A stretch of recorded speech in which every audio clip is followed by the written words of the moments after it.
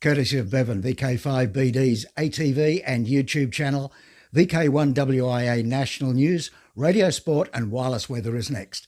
Then we're back, live and local news, and your voice, your call. It's radio callback time.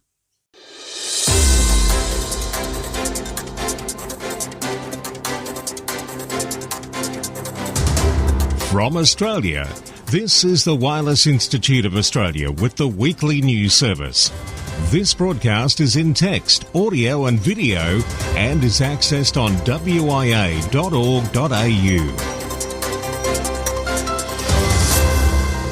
Hey, you've made the right choice. It is the WIA National News. This edition for week commencing October 24 in the good year 2021, and I'm Graham, VK4BB. WIA announces new club coordinator.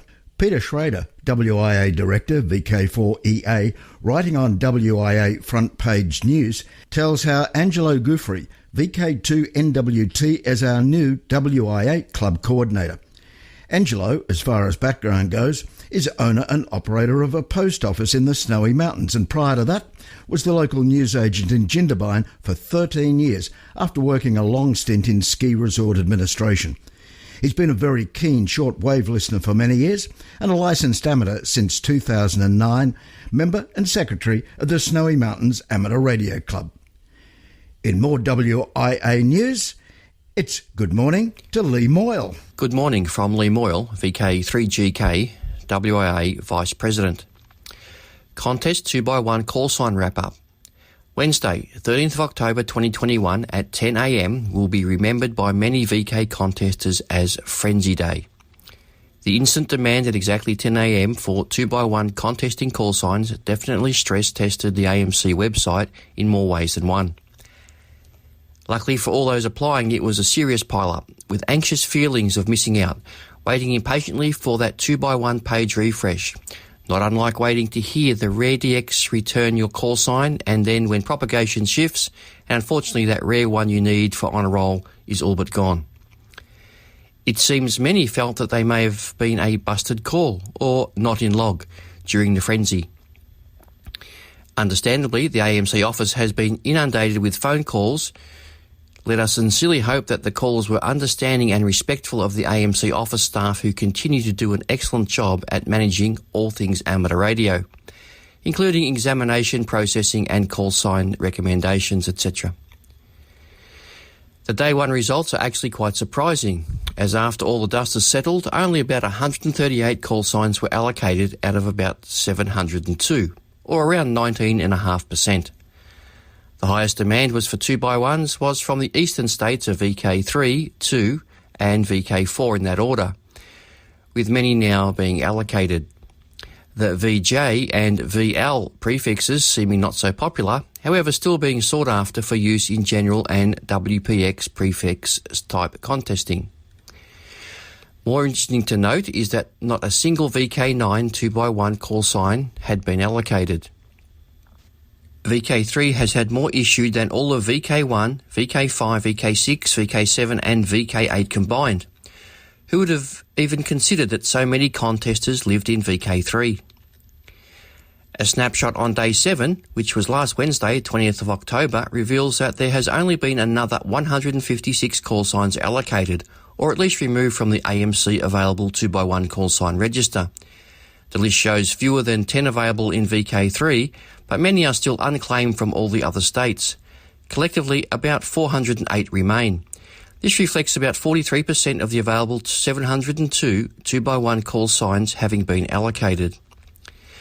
Considerable thanks need to be given to all the members of the VK Contest Club, VKCC, who inspired and began this 2x1 call sign project well over 10 years ago and have continually pushed the 2x1 call sign agenda.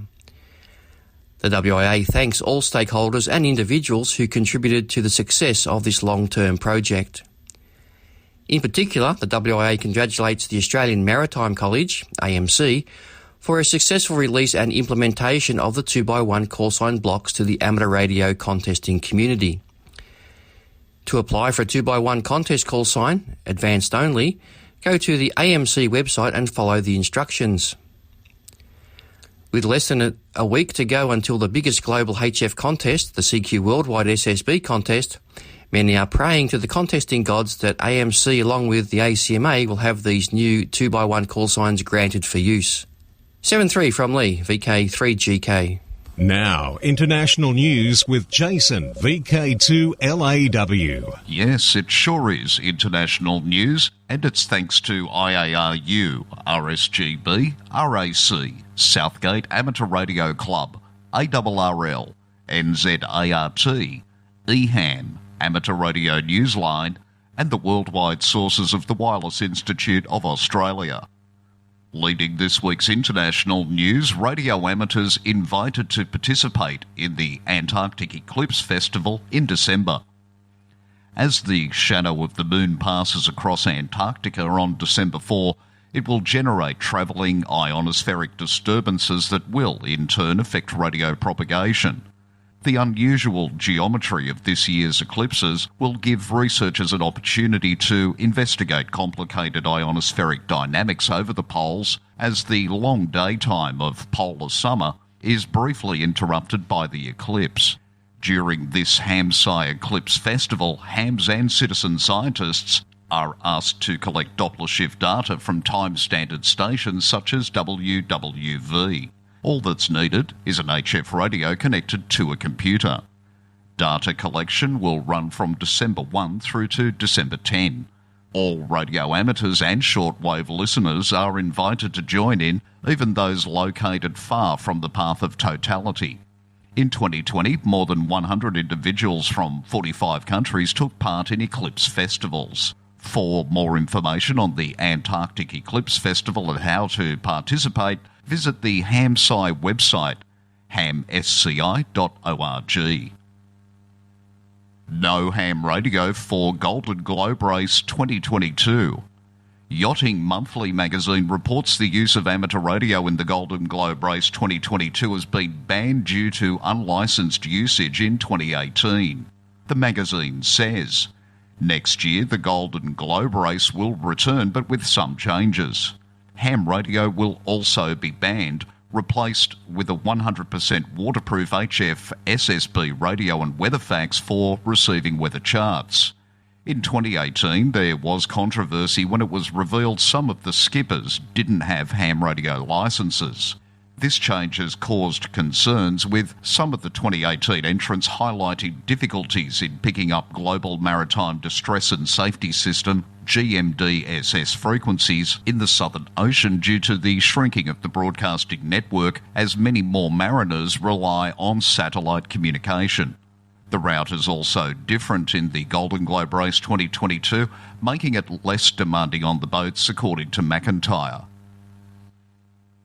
Up in Region 1, the Swedish communications regulator, PTS, has issued a clarification about the expiry date of permits for high-power operation above 200 watts. Amateur radio users who were licensed for transmission with a higher power than is normally permitted by PTS regulations, exempting the use of certain radio transmitters and expiring on the 31st of December 2021, need not apply for a new permit. The Swedish Post and Telecom Authority extends these permits for 5 years at a time. The extended permits will be issued before the end of the year. What's a long length of LAN cable? A transmitter, of course. LAN cables can be sniffed to reveal network traffic with a $30 setup, says researcher.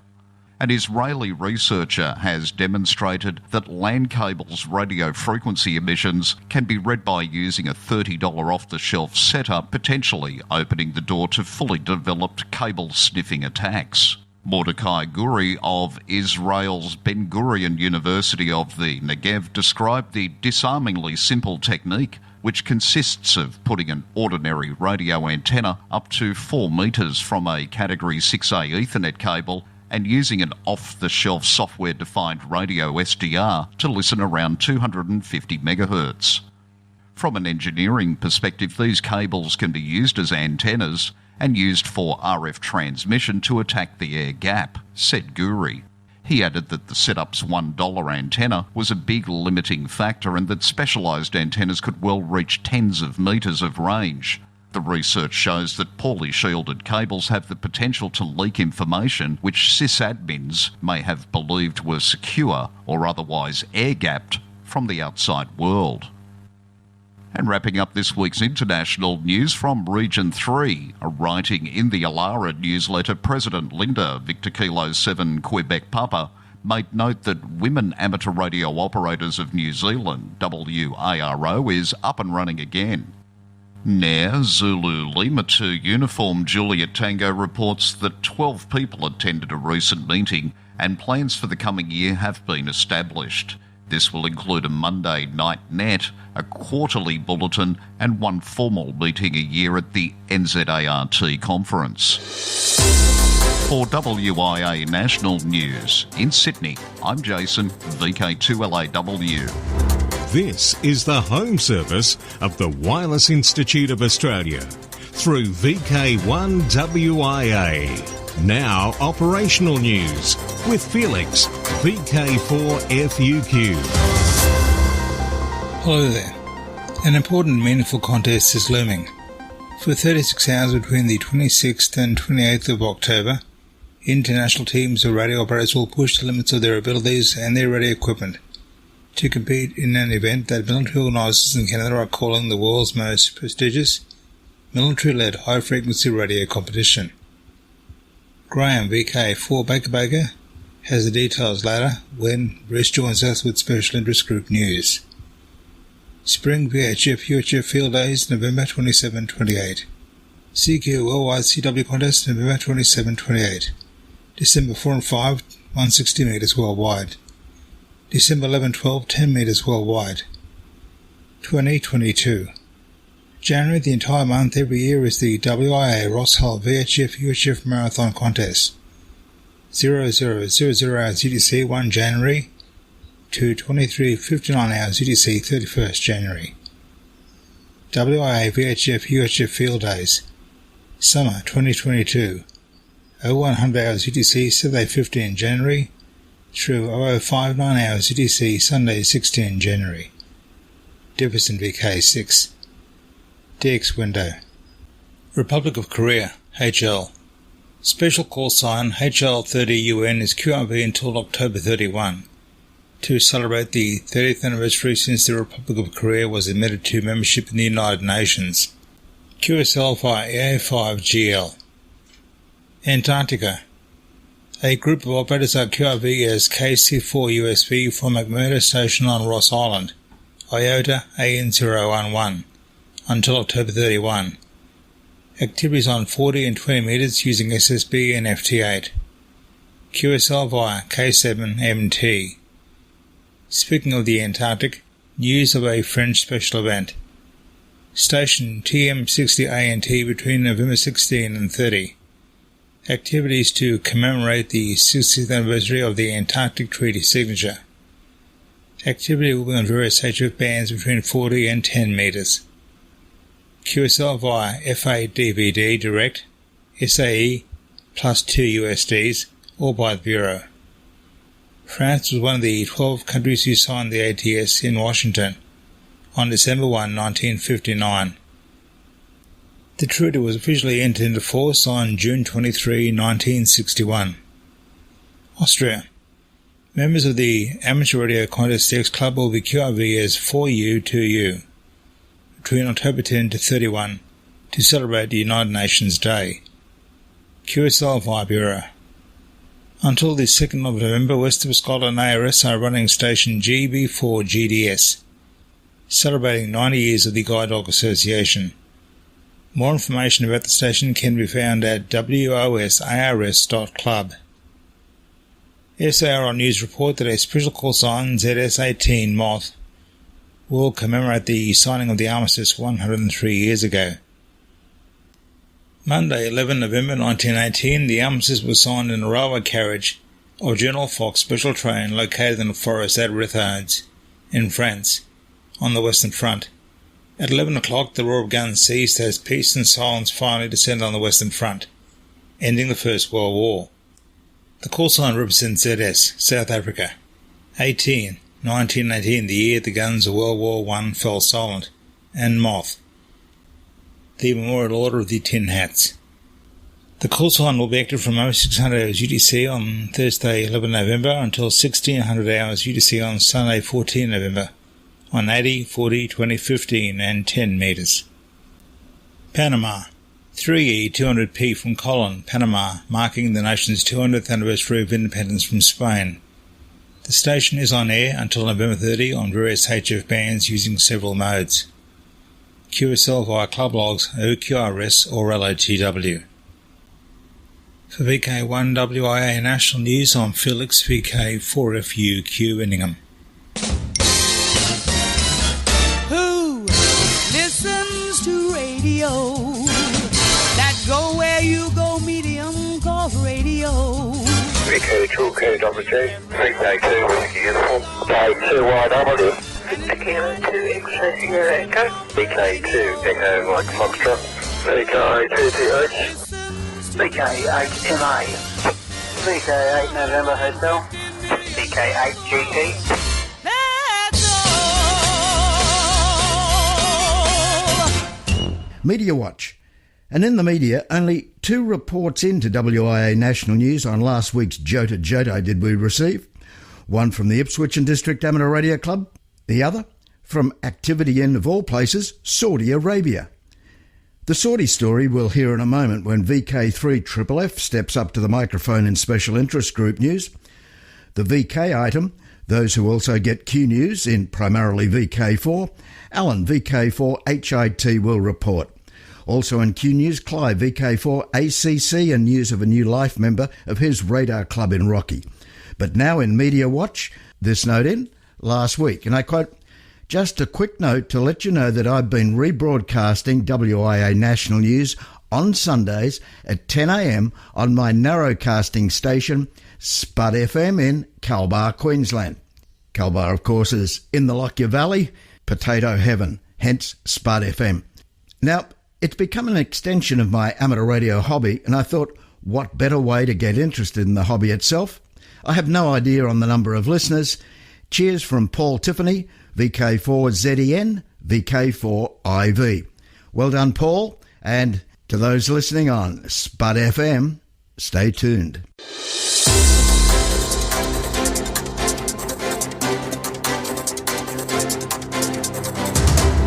This is the home service of the Wireless Institute of Australia through VK1WIA. Now, Special Interest Group News with Bruce, VK3FFF. And a very good day to you. Worldwide Special Interest Group News. Summits on the Air. Worldwide Flora Fauna Program. Parks on the Air and other adventure groups. First, POTA. Parks on the Air in India. Arun Ava Day, call sign VU3XRY, and Abrajit Das, VU3YDA, have recently operated HF from Kanchenjunga National Park, designated as VU0081, above an altitude of 6,000 feet ASL in Sikkim, India. This is an historical moment for them, as they are the first to participate in an international event known as Parks on the Air, POTA, from India. They achieved around 14 contacts from all over India, over HF radio, and are hoping for more next time they go parking. Worldwide Special Interest Groups, ballooning. A South African club, the Secunda Amateur Radio Club, will be launching a balloon-carrying amateur radio known as the Bakar Project on Saturday, the 30th of October. Several interesting payloads are being prepared, including the new AMSAT SA AfriCube linear transponder, slow scan TV, a crossband FM repeater, and an ion thruster scientific experiment. Amateurs from various clubs are involved in this project. Worldwide Special Interest Groups, Final Frontier, adapter structure with 10 CubeSats installed on top of Artemis moon rocket. Workers at NASA's Kennedy Space Center have lifted the Orion stage adapter on top of the Space Launch System moon rocket, adding the structure housing 10 CubeSat rideshare payloads heading into deep space on the Artemis 1 mission. NASA has not announced a target launch date for the mission, but it is expected to fly sometime in early 2022. The test flight will pave the way for the next SLS Orion mission, Artemis 2, to carry 4 astronauts to lunar orbit as soon as 2023. The astronauts, who will ride SpaceX's newest Dragon spaceship into orbit later this month, have named their spacecraft Endurance as a tribute to the human spirit and an historic sailing vessel used by Antarctic explorer Ernest Shackleton. The new spacecraft is scheduled to launch to the ISS on October 30th, carrying Rajachari Ki-5 LIU, Tom Marshburn KE5 HOC, and Matthias Mora KI5 KFH, and Kayla Barron KI5 LAL. Worldwide Special Interest Group, Military. An exercise known as Noble Skywave is a friendly contest among military radio operators and their affiliates to contact other teams, making use of voice and data modes. VK4BB Graham, our editor, filed this report for Amateur Radio Newsline.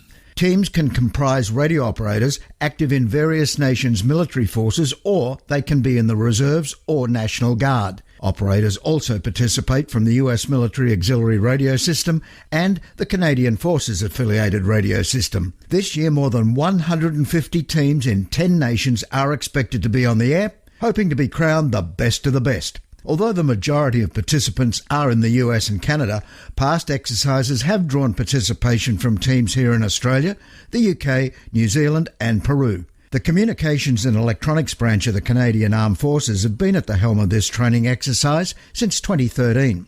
Lieutenant Taylor Curran of the Canadian Armed Forces 21st Electronic Warfare Regiment told Amateur Radio Newsline in an email statement his regiment is the lead mounting unit for the event. I'm Graham Kemp, VK4BB. Thanks, boss. Worldwide Special Interest Groups, Radio Scouting. Jyoti, done and dusted for another year, deemed a remarkable event. From all corners of the globe they came. Scouting's youngsters stepped up to the microphone, helping bring a sense of belonging to all in these COVID times.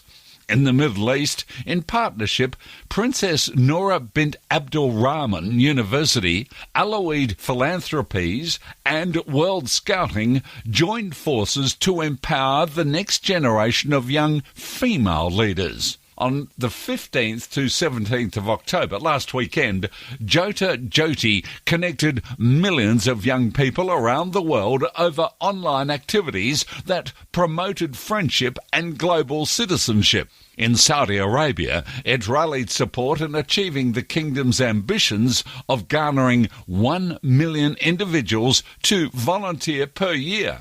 This year's Jyoti event was in full support of the United Nations Sustainable Development Goals, with the PNU Female Scouts' involvement having created particular alignment with gender equality. Special Interest Groups, VHF and above, the Plumber's Delight. The Brisbane VHF Group are holding a 122 GHz testing and tune-up day starting at 10 a.m. today, Sunday the 24th of October, at the clubhouse of the Redcliffe and Districts Radio Club. Robert Thompson, VK4TFN here. The Brisbane VHF Group will hold a 122 GHz testing and tune-up day starting at 10 a.m. on Sunday the 24th of October 2021.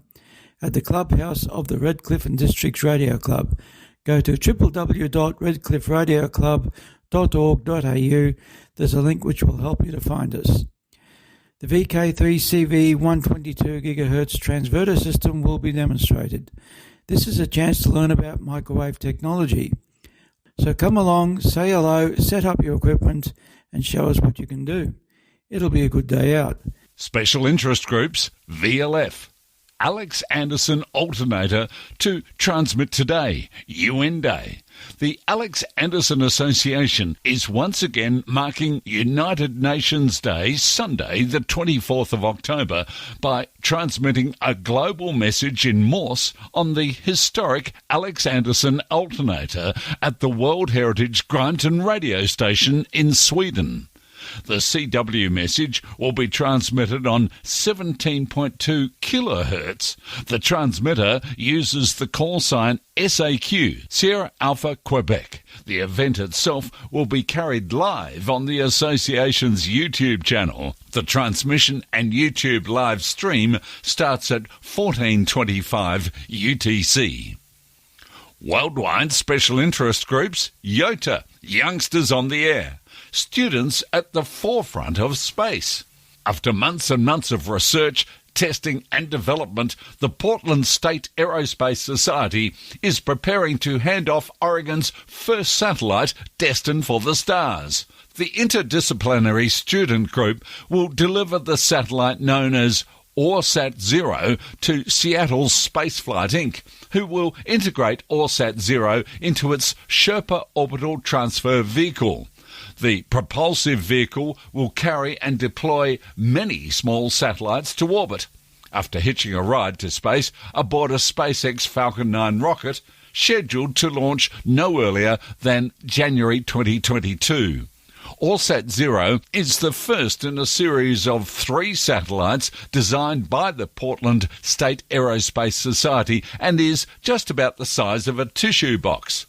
The satellite includes solar panels, batteries, a colour camera and an amateur radio system. Finally, don't forget that the new youth category for the CQ Worldwide DX contest will debut October 30th, 31st with the Phone Weekend. The category covers contesters aged 25 years old or younger and applies to both the phone and CW weekends. CW November 27th and 28th. I'm Bruce, VK3FFF from sunny Bendigo. The social scene, then we'll tie the ribbon on the final. Only one event happening in VK right through from now till the end of the year. Well, it is only about, 8 weeks to go.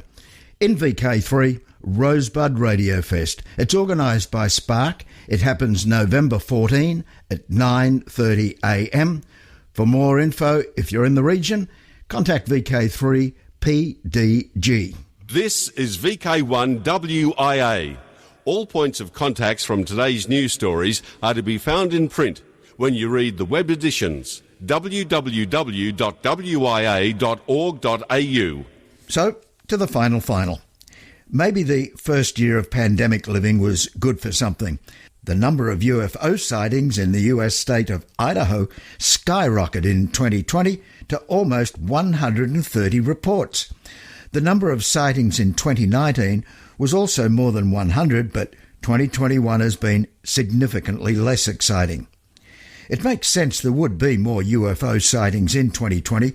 Everyone was stuck at home and we'd already binge-watched all the shows we could.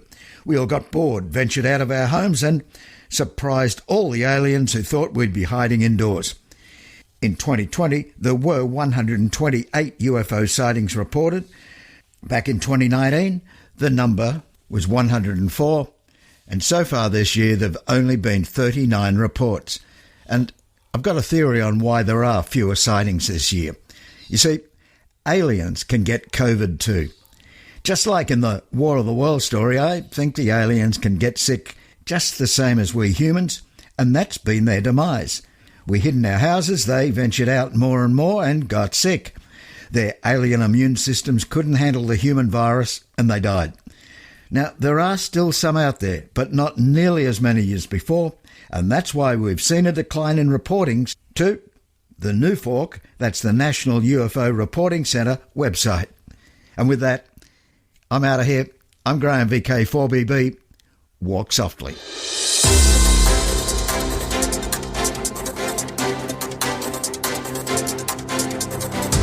From Australia, this has been the Wireless Institute of Australia with the weekly news service. This broadcast is in text, audio and video and is accessed on wia.org.au.